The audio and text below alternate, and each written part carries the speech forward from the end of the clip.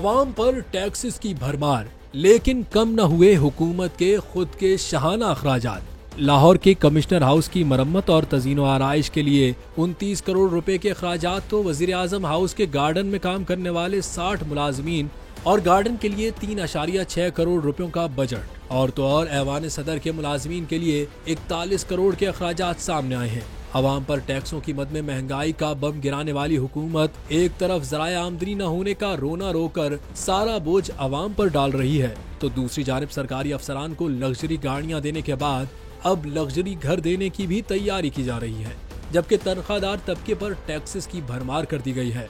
दूध समेत दूसरी अशियाए खुर्दनोश की कीमतें भी बढ़ा दी गई हैं।